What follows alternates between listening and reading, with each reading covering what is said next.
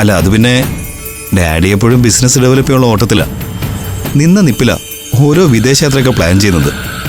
എവിടെയെങ്കിലും ചെന്നിട്ടായിരിക്കും മമ്മിയെ വിളിച്ചിട്ട് ഞാൻ ഈ സ്ഥലത്താണെന്നൊക്കെ പറയുന്നത്. ആ രീതിയിലാണ് ഡാഡിയുടെ യാത്രകളും ബിസിനസ് ടൂറും ഒക്കെ. എല്ലാം അനുഭവിക്കാൻ ഈ ഒരൊറ്റ മകനല്ലേ ഉള്ളൂ എന്ന് മമ്മി എപ്പോഴും പറയും. പക്ഷേ ആരിനി എന്തൊക്കെ പറഞ്ഞാലും ഡാഡി അനുസരിക്കില്ല. പുള്ളിക്കാരൻ എപ്പോഴെങ്കിലും ബിസിനസ്സൊക്കെ ആയിട്ട് എൻഗേജ്ഡ് ആയിരിക്കണം. He's A workaholic. അങ്ങനെയാണെങ്കിൽ നിനക്ക് മമ്മിയെ മാത്രം കൊണ്ടുവന്ന എന്താ കുഴപ്പം?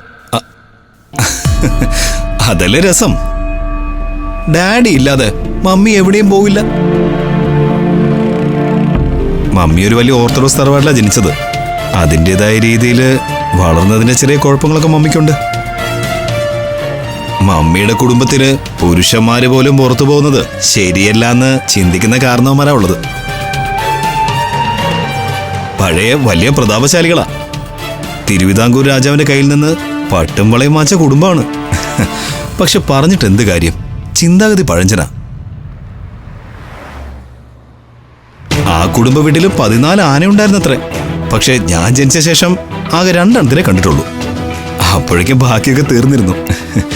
ആ, നിന്നെ ഒരു ദിവസം തറവാട്ടി ഞാൻ കൊണ്ടുപോവാ. അപ്പൊ നിനക്ക് ഞാൻ ആനയും കാണിച്ചു തരാം.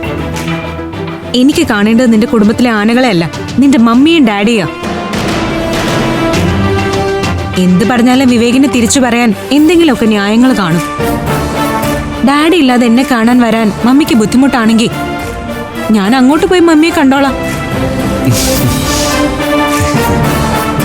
എന്താ, അങ്ങനെയായ പ്രശ്നമൊന്നുമില്ലല്ലോ. അല്ല, അങ്ങനെ അഡ്ജസ്റ്റ് ചെയ്ത് നിന്നെ വെറുതെ അങ്ങോട്ട് കൊണ്ടുപോയിട്ട് കാര്യമല്ല. നീയും മമ്മിയും തമ്മിൽ കാണുന്ന മുഹൂർത്തം നല്ല സൂപ്പർ സീനായിരിക്കണം. കുറെ സസ്പെൻസ് ഒക്കെ ബിൽഡപ്പ് ചെയ്ത് മമ്മി ഒന്ന് നീ ഞെട്ടിക്കണം.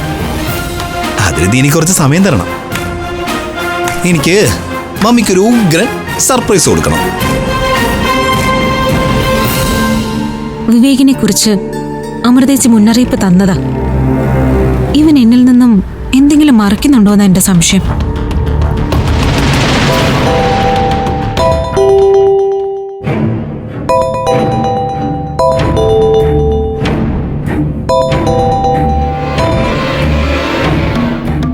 മോളെ, കലേമേ, തിരക്കിലാണോ? എന്ത് തിരക്കിലാണെങ്കിലും നിനക്ക് വേണ്ടി അമ്മ ഇതൊക്കെ മാറ്റിവെക്കില്ലേ? മോള് പറഞ്ഞോ. നാളെ ഒരു സന്തോഷമുള്ള കാര്യം ഇവിടെ നടക്കാൻ പോവാ. അത് പറയാൻ വിളിച്ചതാ ഞാൻ. എന്ത് കാര്യം? ആകാശിന്റെ വീട്ടുകാർ വരുന്നുണ്ട്. അഖിലയുടെയും ആകാശിന്റെയും കല്യാണക്കാര്യം സംസാരിക്കാൻ. നാളെ തന്നെ കാര്യങ്ങളൊക്കെ സംസാരിച്ച് തീരുമാനിക്കാന്നാ ഞാൻ വിചാരിക്കുന്നത്. കലേമയും കൂടി ഇവിടെ ഉണ്ടാവണം. ഹലോ അമ്മേ. ആ, ഞാൻ കേട്ടു. സന്തോഷം കൊണ്ട് എനിക്ക് ഒരു നിമിഷം എന്താ പറയേണ്ടതെന്ന് അറിയാതായിപ്പോയി. അപ്പോ അമ്മ രാവിലെ തന്നെ എത്തില്ലേ? അത് വരണമെന്ന് എനിക്ക് ആഗ്രഹമുണ്ട് മോളെ. പക്ഷേ അയ്യോ, ഒന്നും പറഞ്ഞൊഴിയല്ലേ. കലേമ വന്നേ പറ്റൂ. മോൾക്കറിയില്ലേ, നാടായ നാട് മുഴുവൻ അംബിക എന്നെക്കുറിച്ച് മോശമായിട്ട് ഓരോന്ന് പറഞ്ഞുകൊണ്ട് നടക്കുക. അതൊന്നും എനിക്കൊരു വിഷയമല്ല. എനിക്ക് പ്രധാനം മക്കൾ 5 പേരെയും സന്തോഷമായിട്ട് കാണുക. അത് മാത്രം കരുതി ഞാൻ വന്നേനെ. പക്ഷേ ആ നല്ല ചടങ്ങിന് എന്നെ കണ്ട അംബിക ചിലപ്പോ ഈ വിവാഹം തന്നെ വേണ്ടെന്ന് വെച്ചേക്കും. അതുകൊണ്ട് മാത്രമാ അമ്മയ്ക്ക് വരാനൊരു മടി.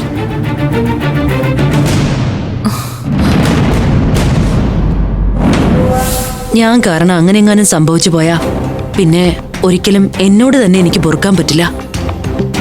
കലേമയില്ലാതെ ഇങ്ങനൊരു മംഗളകാര്യം ഇവിടെ നടക്കാന്ന് പറഞ്ഞ അമ്മയില്ലെന്ന് ആര് പറഞ്ഞു? മനസ്സുകൊണ്ട് അമ്മ കൂടെ ഉണ്ടല്ലോ മോളെ. അമ്മ കൂടെ ഉണ്ടെന്ന് കരുതി അമൃതമോള് ഈ ചടങ്ങിന് മുൻകൈ എടുക്കണം. അല്ല, അന്ന് ഹോസ്പിറ്റലിൽ വെച്ച് അഖിലമോൾ ആകാശിനോട് വല്ലാതെ അകൽച്ച കാണിക്കുന്നത് അമ്മ ശ്രദ്ധിച്ചു. അഖിലയുടെ സന്തോഷം നോക്കാതെ ഒരു തീരുമാനം അമൃതമോൾ എടുക്കരുത് കേട്ടോ. ഞാൻ പറഞ്ഞല്ലോ, നിങ്ങൾ 5 പേരുടെയും സന്തോഷവും ഇഷ്ടവും മാത്രമാണ് ഞാൻ നോക്കുന്നത്. അല്ല, അതുകൊണ്ടായിട്ടോ അമ്മ ഇങ്ങനെ ചോദിക്കുന്നത്. മോക്കൊന്നും തോന്നരുത്. അവൾ ഈ കല്യാണത്തിന് സമ്മതിച്ചോ? മോളെ, രണ്ടാളുടെ മനസ്സിലങ്ങനെ അടുപ്പക്കുറവൊന്നുമില്ല. എന്തോ ചില സൗന്ദര്യ പിണക്കങ്ങളാ. സത്യം പറഞ്ഞ നാളെ അവരൊക്കെ വരുന്ന കാര്യം അഖിലയോട് ഇതുവരെ പറഞ്ഞിട്ടില്ല. നാളെ അവരെല്ലാം വന്നു കഴിഞ്ഞ് ബാക്കിയൊക്കെ സംസാരിക്കുന്ന കൂട്ടത്തിൽ ഈ വിഷയവും സംസാരിക്കാന്നാ ഞാൻ വിചാരിക്കുന്നത്. അത് നല്ല ബുദ്ധിയാ. എത്ര പ്രാക്ടിക്കലായിട്ടാ നീ കാര്യങ്ങളൊക്കെ ചെയ്യുന്നത്. അല്ലമ്മേ, സത്യത്തിൽ ഇത് എന്റെ ബുദ്ധിയല്ല. ഈ ബുദ്ധിക്ക് പിന്നിൽ അഭിമന്യുവാ. എനിക്ക് അപ്പോഴേ തോന്നി. He's great. നല്ല പയ്യനാവൻ. നാളെ അവിടെ വിവാഹത്തെക്കുറിച്ചുള്ള സംസാരം നടക്കുമ്പോ അമ്മ ഇവിടെ പൂജാമുറിയില് വിളക്ക് കൊളുത്തി പ്രാർത്ഥിക്കും. എല്ലാം ഭംഗിയായി നടന്നു കഴിഞ്ഞ് അമ്മയെ നീ വിളിക്കണം. വിളിക്കാമേ. ശരി. എല്ലാം കൈവിട്ടു പോവാ. അതിനു മുമ്പ് എന്തെങ്കിലും ചെയ്തത് തടയണം.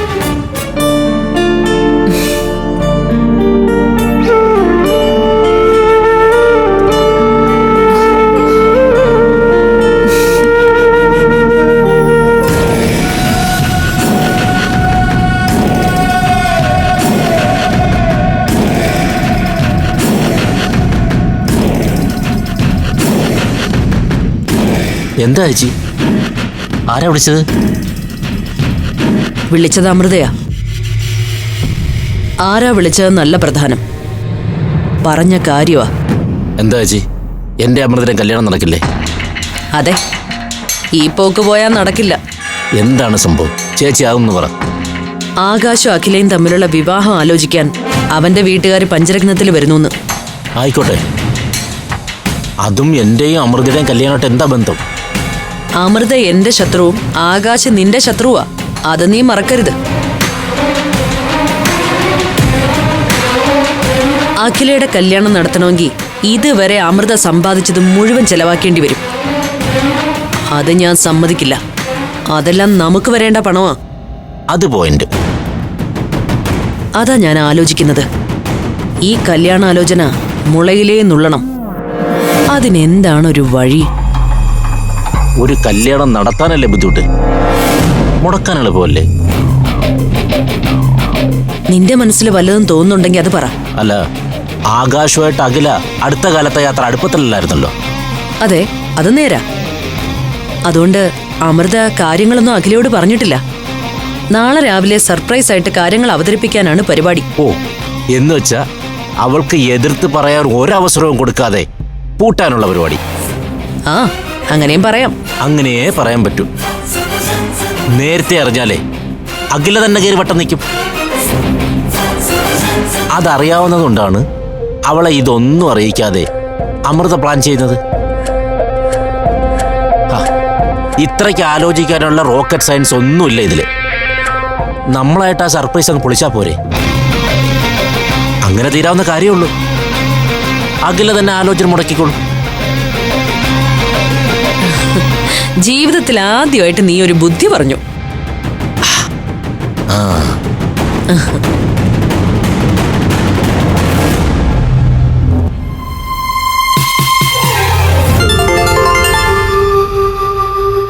മാഡം, പകൽ എന്നെ വിളിക്കുന്ന അത്ര ശരിയാവില്ല എന്ന് ഞാൻ പറഞ്ഞിട്ടുള്ളതല്ലേ? അത് ഒരു അത്യാവശ്യ കാര്യമായതുകൊണ്ടാ സിസിലി. എന്താ? ഞാൻ പറയുന്ന കാര്യം ശ്രദ്ധിച്ച് കേൾക്കണം. എന്നിട്ട് അതുപോലെ തന്നെ ചെയ്യണം.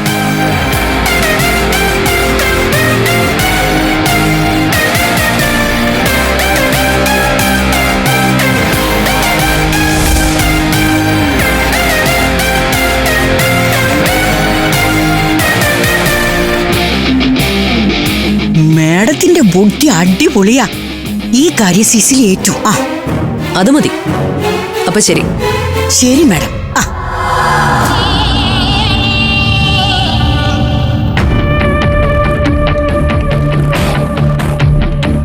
അങ്ങനെ അഖിലയുടെ കല്യാണം മുടങ്ങും.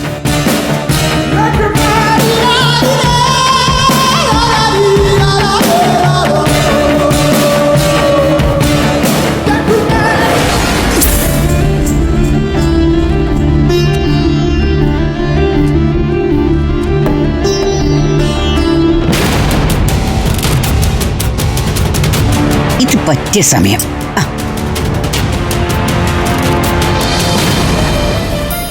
മോളെ മതി, പോയി കിടന്നുറങ്ങ്.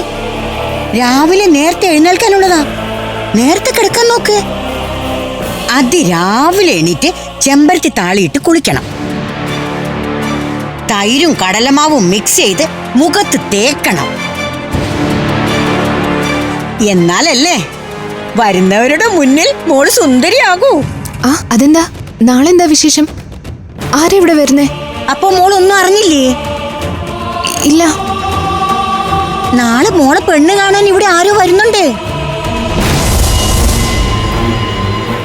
നാളെ വരുന്നവരുടെ മുമ്പിൽ മോൾ എന്നെ പോലെ അതീവ സുന്ദരിയായ ഒരു ദേവതയാകണമെങ്കിൽ ഞാൻ കുറച്ച് നാടൻ പ്രയോഗങ്ങളൊക്കെ പറഞ്ഞു തരാം. എന്താ മോളെ? ഇവിടെ ആരാ? ഞാൻ അറിയാതെ എന്റെ കാര്യങ്ങൾ തീരുമാനിക്കുന്നേ. ഇവിടെ ആരാ കാര്യങ്ങളൊക്കെ തീരുമാനിക്കുന്നത്? പഞ്ചരത്നങ്ങളുടെ അമ്മയുടെ സ്ഥാനത്ത് നിൽക്കുന്ന അമൃത മോള്. ഇതും അമൃത തന്നെയാ തീരുമാനിച്ചത്. നാളെ ആരാ എന്നെ പെണ്ണ് കാണാൻ വരുന്നേ? അതൊന്നും എനിക്കറിയില്ല. അമൃതയും അഭിമന്യും കൂടി ചെറുക്കന്റെ വീട്ടിൽ പോയി എല്ലാം തീരുമാനിച്ചുറപ്പിച്ചെന്നാ അറിഞ്ഞത്. മോളെ നാളെ നടക്കുന്നത് വെറും ഒരു ചടങ്ങ് മാത്രമാണത്രേ. ഞാൻ അറിയാതെ എന്റെ കല്യാണം തീരുമാനിച്ചെന്നോ? അത് നടന്ന തന്നെ. എന്താ ഇവിടെ നടക്കുന്നേനെ എനിക്കൊന്ന് അറിയണം.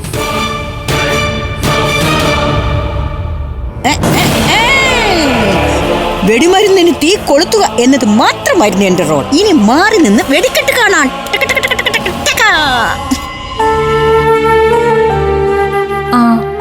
നാളെ അവര് വരുമ്പോ ചായ മാത്രം കൊടുത്താ പോരാ, എന്തേലും പലഹാരം കൂടി വേണം. സിസിലിയടത്തിയോട് കുറച്ച് കോഴിക്കോടൻ ഡിഷസ് ഉണ്ടാക്കാൻ പറഞ്ഞിട്ടുണ്ട്. അരിപ്പത്തിരിയും കായ്പോളയും ഉന്നക്കയും മുട്ടമാലയും പറ്റും. ഇതൊക്കെ ഉണ്ടാക്കാൻ സിസിലി ചേട്ടത്തിക്ക് അറിയോ? ആ കാര്യത്തിൽ അവര് പുലിയാട്ടോ. ഇത്തിരി വാചകോടി കൂടുതലുണ്ടെന്നേ ഉള്ളൂ. അസാധ്യ കൈപുണ്യോ. ഞാൻ അറിയാതെ നാളെ ഇവിടെ എന്താ നടക്കാൻ പോന്നേ? എന്താ ആരും ഒന്നും മിണ്ടാത്തേ? എന്നെ പെണ്ണ് കാണാൻ ആരാ വരുന്നേന്ന്? ഞാൻ അറിയാതെ എന്റെ കല്യാണം ഉറപ്പിക്കാൻ നിങ്ങൾക്കാരാ ലൈസൻസ് തന്നേ? ആകാശേട്ടനെ ഞാൻ വേണ്ടെന്ന് പറഞ്ഞതിന്റെ അർത്ഥം ഉടനെ തന്നെ എനിക്ക് വേറെ കല്യാണം ആലോചിക്കാനാണോ? ഞാനെന്താ കല്യാണം കഴിക്കാൻ മുട്ടി നിൽക്കുവാന്നാണോ നിങ്ങളുടെയൊക്കെ വിചാരം?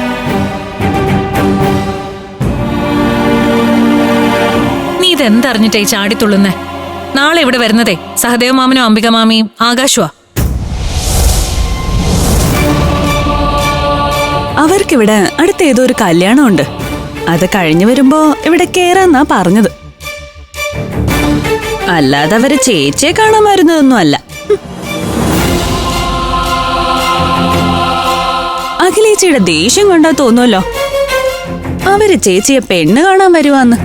അവരതിനാണ് വരുന്നെങ്കിൽ ആ സമയത്ത് എന്തായാലും ഞാനിവിടെ കാണില്ല. അതൊന്നും പറ്റില്ല.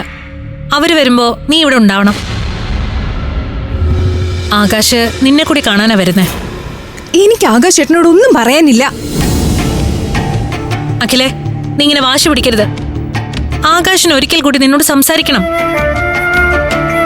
എന്നിട്ട് നിങ്ങൾ തമ്മിൽ ഒത്തുപോകാൻ പറ്റുന്നില്ലെങ്കിൽ മാത്രം നമുക്ക് ഈ ബന്ധം ഉപേക്ഷിക്കാം. അങ്ങനെയാണെങ്കിൽ പിന്നെ സഹദേവ മാമനും മാമിക്കും ആകാശിന് വേണ്ടി വരെ കല്യാണം ആലോചിക്കാമല്ലോ.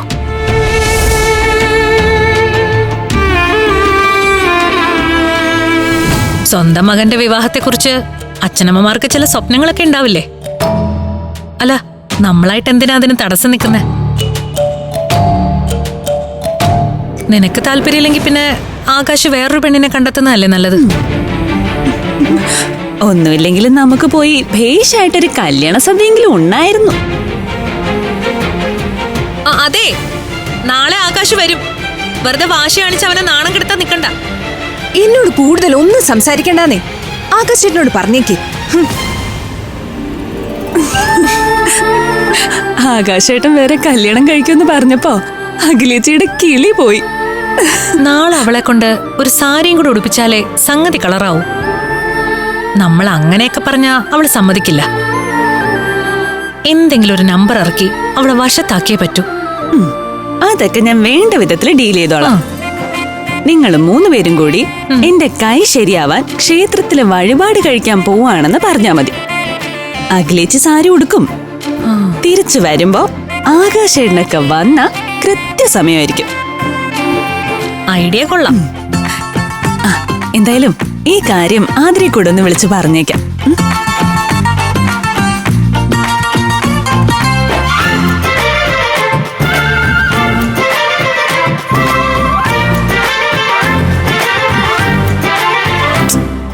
ആ റാണിഭൂതം വീണ്ടും ഫോൺ പിടിച്ചു വാങ്ങിക്കാണോ?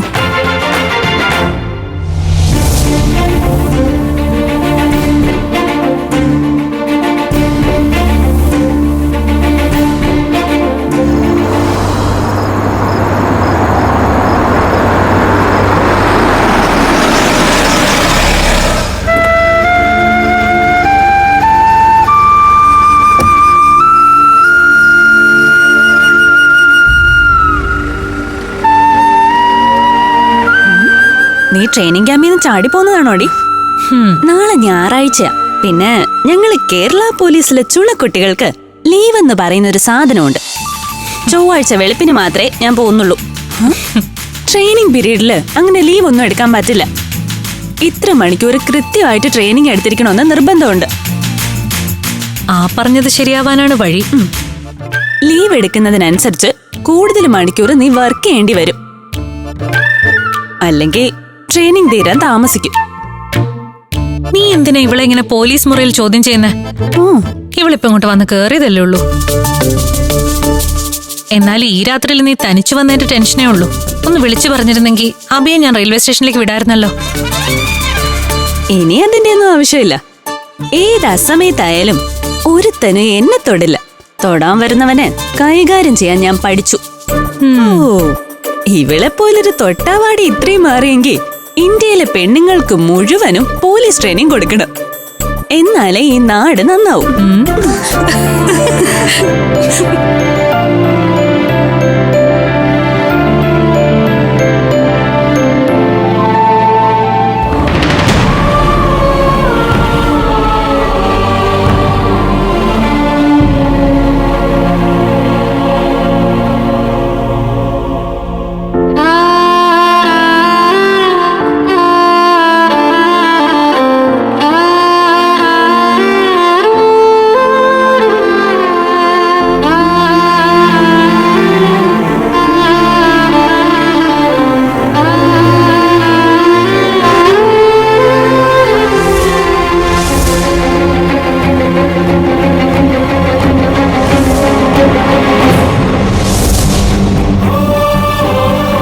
നിമിഷം മുതൽ ആകാശേട്ടൻ പറഞ്ഞ പോലെ ഞാൻ ബോൾഡാവുക. ഒരുപാട് വേദനയുടെ കുട്ടിക്കാലം മുതൽ ഞാൻ എന്റെ മനസ്സിൽ കൊണ്ടു നടന്ന ഈ സ്നേഹം ഇന്നിവിടെ ഉപേക്ഷിക്കാം.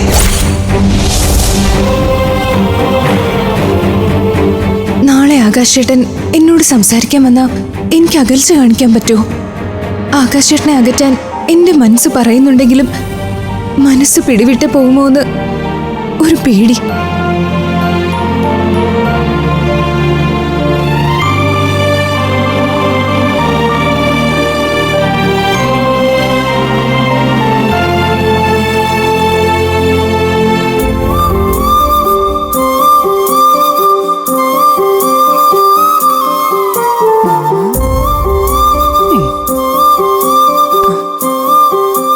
ആകാശേട്ടൻ വരൂന്ന് കേട്ടപ്പോ തുടങ്ങിയ ആലോചന.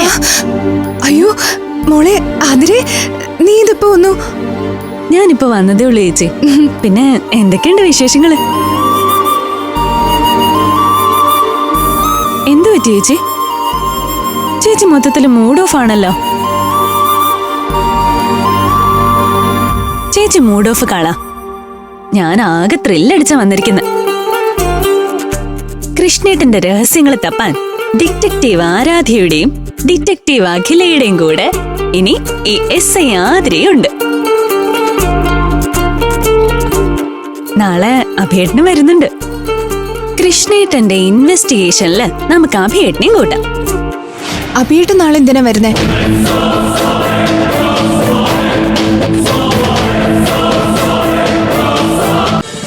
ഫ്ലവേഴ്സ് ഒരുക്കുന്ന കാഴ്ച വസന്തം യൂട്യൂബിൽ പ്രേക്ഷകർക്ക് ലൈവായി കാണാം. ഫ്ലവേഴ്സ് കോമഡിയിൽ ജോയിൻ ചെയ്യൂ, ആസ്വദിക്കൂ.